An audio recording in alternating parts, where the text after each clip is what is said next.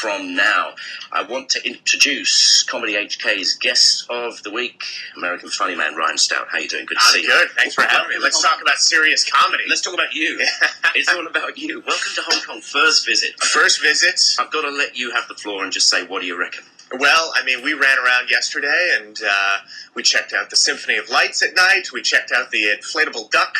The inflatable duck is hysterical to me. I mean, to me, it's like human beings saying, yes, we're powerful. We're so powerful, the ocean is our bathtub. That's all this is to us. It's where we put our toys. It's amazing, this thing. The guy's done Gangnam Style. He's busted the Harlem Shuffle. He is now the cult icon. Yeah. He, she, or it is the cult icon in Hong Kong. But it got me thinking it's like one of those sci-fi things where they might worship spice or something. All of a sudden, it's all about the duck.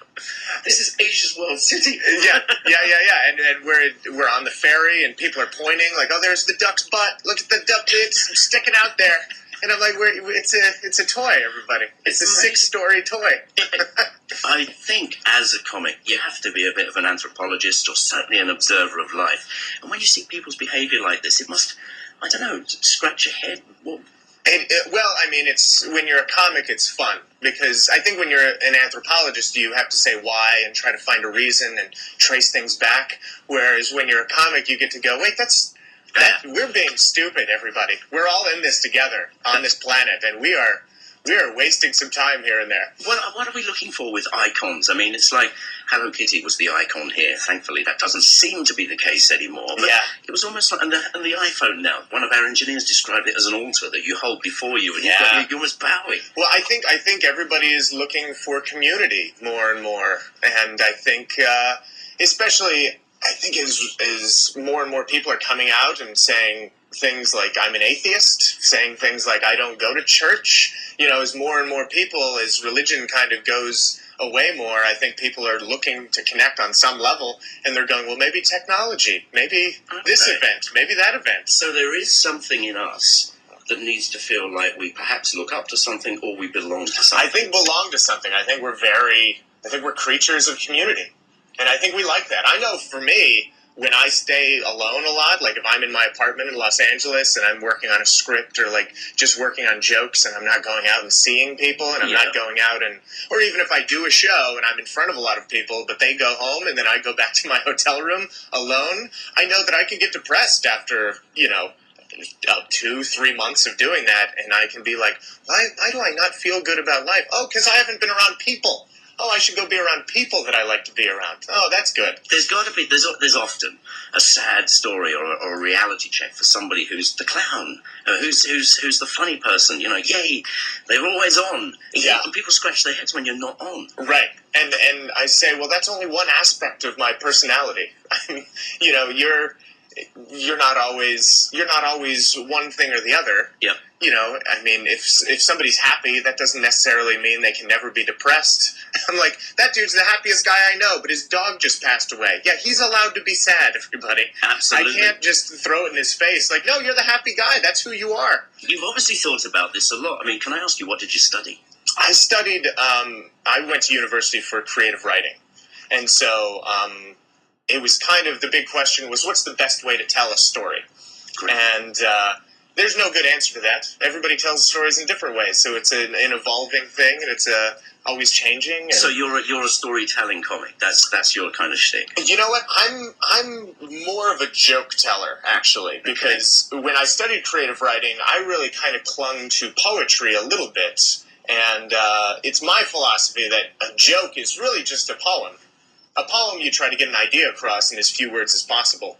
But with a poem, you have the whole range of human emotions to draw from and go to, and people can interpret it however they want. Whereas a joke, you have to get this idea across in as few words as possible, but you need the same outcome every time. Everybody has to laugh at the end. Everybody has to find some sort of funny contradictory or enlightening thing at the end that makes them go, ha-ha. So I would just say joke writing is a form of poetry that's a lot more refined. That's a great way of looking at it. You just remove the floppy bits. Right. Yeah. The reason it's interesting to know you did creative writing is I'm assuming you look at certain words. You do a ton of words to mean the same thing. Mm-hmm. And you want the one that sounds funny if you said it completely out of context. You want the right power. Is that what you look at? Yeah, I mean, the classic example is you always... If you need a food, tomato is not funny. Pickle is funny. You always go with pickle. And when you're trying to craft a joke, you make word choices that are appropriate to, make it audibly kind of sound funny. And so there's not only the cerebral, but the auditory, and then there's an emotional level to a joke. So you're working on a lot of different playing fields. And the hardest part is the audience. The audience doesn't want to see any of that. They don't want to be informed about the process at all. They just want the thing. They just want the entertainment of it, and the art of it kind of needs to be hidden behind a curtain. It's so true. Sometimes people will come in and say, "I've never been in a radio studio before. I really want to see it." Now you look around you, right? Yeah. Let me just put a ... But the thing is, I often say to people, the best place to listen to radio is on your side, not on my side. At home, yeah. Absolutely. In your car, wherever you like to listen to radio, where theater of the mind happens for you, that's where it should be. Yeah, I'm talking to Ryan Stout, who's gigging for comedy.hk. It's a Play, which is an on-Hing building, dead easy to find. Can you just quickly run me through what they've got you up to this week? You know what? I don't know the exact shows that I'm doing. Turn up. I just know that there's one tonight, Monday night. I think Tuesday we have the day off. Then we're at, what is that place? Play on Wednesday? That's dead easy to find. Play is tonight. Fill in the blank is one of the venues. We're supposed to go over to Macau for a show. Right. And, I'm excited about this. Usually when I do stand-up, I show up to a club and I show up to a city and there's one stationary comedy club where I will do all 6 shows. Right. Whereas here, we're going to go to 6 different spots, 6 different, rooms, 6 different groups of people, and it's going to be a whole new experience every time. You've obviously come armed, you know what you want to do, but I wonder by the end of today how much of that is going to change. I wonder as well. I've been fortunate enough that when I've gone to places like the UK or South Africa or Australia, I tend to get on stage and say, well, my name's Ryan Stout, and I'm going to do Ryan Stout's comedy, and it works out just fine.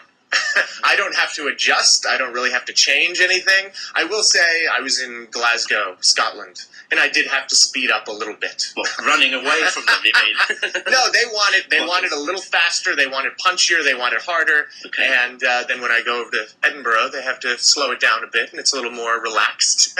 But for the most part, the jokes stay the same. And I'm doing what I think is funny. Because I think that's another level of this, too, that if you're paying tickets to come see me, then you're getting me. And if you don't like me, well, that doesn't mean I'm bad. It just means I'm not for you.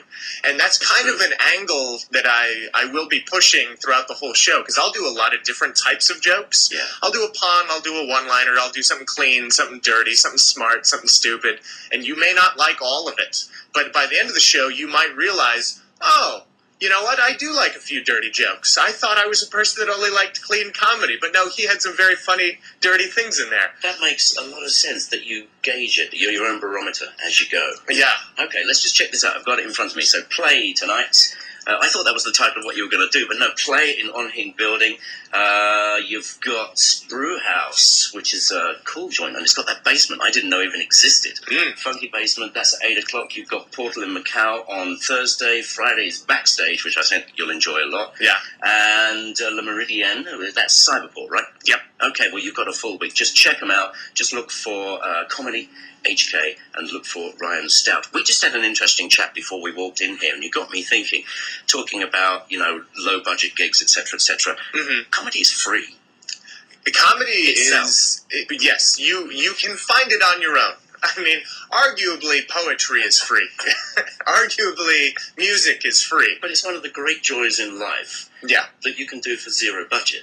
Yes. You know what I mean? I think that's what, in the United States, that's actually why it came about, was because disco died, and you had all these empty rooms that used to be full of people, and people said, well, put some chairs in there and have somebody talk. And in the 80s, stand-up comedy blew up.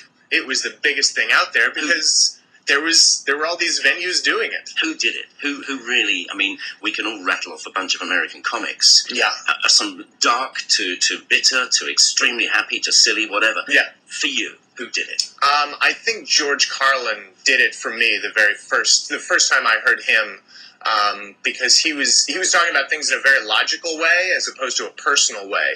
He was trying to say, this is how we all connect. We all connect through this language, and we all connect through these observations. And if we line up all the information, A plus B equals C, right, everybody? And everybody goes, no, that's not true, George. Yeah. That's a joke. And I thought playing with the strains of logic that way was very interesting. He had a unique talent for making harsh logic, sometimes that people didn't want to know, funny. Yeah, and that influenced me greatly. I'm always looking for that harsh logic, and that's kind of what my first comedy album was about. It's called Touche. It's available on iTunes, Amazon, whoever wants to buy it. It's out there. Yeah. But it's kind of that logical versus emotional, and where those two things collide. And sometimes you don't want them to collide, but it's really funny when they do. Yeah. And sometimes it doesn't feel good when they do, but it's funny.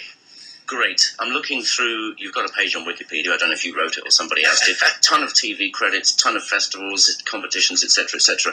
TV, is that crucial these days? It feels like it. It feels like if you're a stand-up comedian, you can't survive without popularity. Okay. Because there are so many people doing stand-up. But if you have television and film, well, the popularity makes the stand-up a lot easier. If you're performing for 300 people who are there to see you, who love you already, that's way different than performing for 300 strangers. Yeah. So TV, you get out to the masses, and then more people come to see you. Give me a clue of a couple of TV gigs you really enjoyed. Something that you won't forget. There's a chat show in the States, Chelsea Lately, which is a late-night program that you there's kind of a round table where you discuss topics in the news, and it's kind of a pop culture-based show, but I'm on there fairly regularly. And it's always, for me, it's like a comedy test every morning, because you wake up and then you've got 2 hours to write, 3 jokes apiece on 6 topics. And you just put pen to paper and you go, all right, we got to get these done. And then you go in and you do the show, and guess what? You take all those jokes and you throw them away. Yeah, they're gone. Absolutely. You just burn through 18 jokes just that quickly. Do you have a version of the aristocrats joke? Oh, you know what? I don't need to do it now, if you do. Yeah, this is live. This is radio. We can't do that here. I have a lot of friends who were in that film, and when it came out in early 2000, probably about 10 years ago, right? Lorenzo was here. Oh, yeah. About 8 years ago, and I really remember this guy for some of the things he said. Mm-hmm.